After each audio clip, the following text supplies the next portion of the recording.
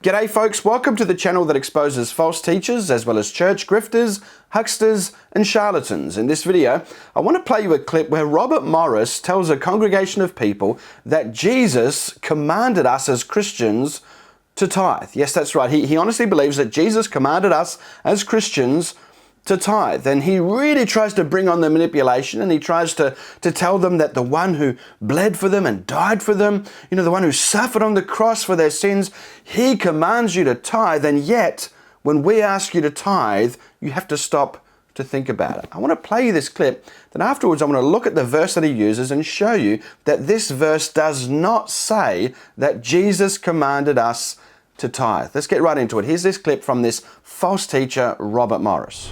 Okay, let me ask you a question, all right? If Jesus himself said you ought to tithe, would you tithe? Okay, I'm gonna go ask these people over here. Y'all in? Okay. No, I'm just kidding. Let me ask all of you, okay? Campuses, all the churches. If Jesus himself said you ought to tithe, would you tithe? Yes. Okay. Here's the sad part. Some of us still have to think about it. That the one that bled and died on the cross, if he said you ought to give 10%, we still have to think about it. Okay, so let me put it another way. If Jesus said it, that you ought to tithe, in the New Testament, in red,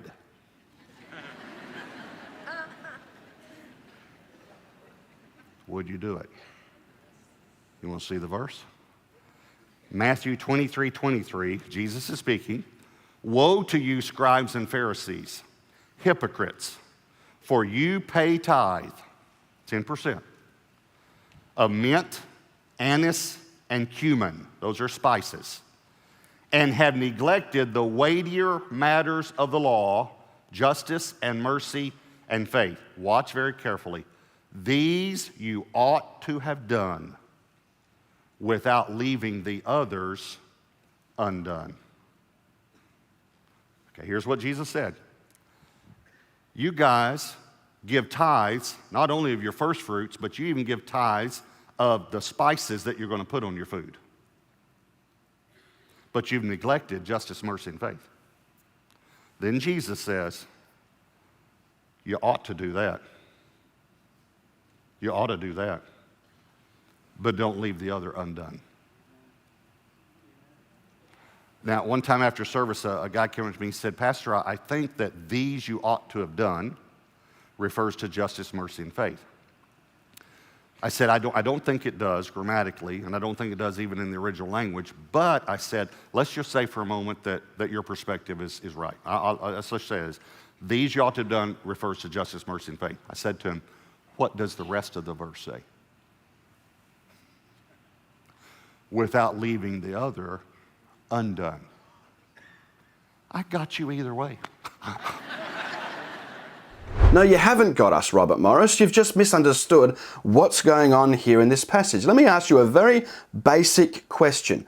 Is Jesus speaking to Christians under the new covenant, or is he speaking to Jews under the old covenant? It's a pretty simple question, and it's very clear in the text. He's speaking to scribes and Pharisees, and so he's speaking to the Jews under the old covenant. The scribes and Pharisees were Jews. They weren't Christians living under the new covenant. So it's very clear here that they ought to have tithe. Yes, absolutely. Jews living under the old covenant ought to have tithed. Very clear argument.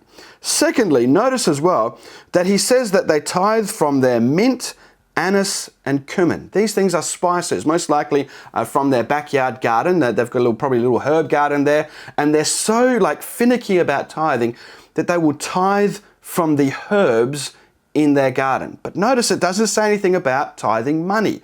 Nowhere in the Old Testament, or the New Testament for that matter, did anybody tithe from their money. Now immediately people are thinking, well, back then they had a barter system. That's why they tithed, from the food produce. No, they didn't have a barter system. The word money, just in the book of Genesis alone, the word money is used 32 times, just in the book of Genesis. The word shekel is used in the first 5 books of the Bible 32 times, right? So you've got money being used right there in the book of Genesis. Plus you've got the use of the word silver and gold and so forth all over the Old Testament and the New Testament as well. So it's pretty clear that, they were specifically tithing from the produce of the land. And every single command to tithe was about tithing from the produce of the land. It had nothing to do with tithing from your money, no income. If you were a merchant, you didn't have to tithe, right? If you were a fisherman, you didn't have to tithe because, the fish didn't come from the land, they came from the sea, right? So therefore a lot of Jesus' disciples never tithed. If, you were a carpenter, you didn't have to tithe. Why? Because it was something you created with your hands. It was not the produce of the land, the farm produce of the land. Therefore, Jesus never tithed. Jesus paid the temple tax, but he didn't have to tithe. But even the temple tax, he claimed to be exempt from. So, all of these arguments are very easily dismissed here. But notice as well that these scribes and Pharisees were so strict on tithing that they would tithe from the herbs in their herb garden, but they never tithed from their money. They never tithed from their, financial income in terms of money and wages and so forth. They tithed only from the produce of the land. But notice as well that Jesus referred to tithing as the smaller part of the law. So even under the old covenant, right, the greater part of the law was justice, mercy, and faith, and the smaller part of the law was tithing. Robert Morris's whole argument just falls apart. And what's interesting here is that Jesus immediately after this tirade against the Pharisees, because if you read chapter 23 of Matthew, it's this huge tirade of Jesus speaking against the Pharisees and religious leaders. Notice as well that he immediately in chapter 4 pronounces the destruction of the temple, and that's the end of the tithing system. It's over. The tithing system is finished. And no, your church building does not take the place of the temple. Your church building is just a building. There's no church buildings in the New Testament. Not a single reference to a church building anywhere, right? So the idea that we have to bring to this storehouse, this big church building, is not biblical. It's not biblical. The storehouses were Levitical storehouses in the Old Covenant throughout the cities, right? It wasn't even the temple there, right? So no, your church is not the house of God. The local pastor is not your priest. We are all priests before God. We don't have a priest in between us and Jesus. Jesus is our high priest, and we are all priests. We don't have to pay for the upkeep of the temple anymore. Now, some of you are thinking, well, what about Abraham? Didn't Abraham tithe?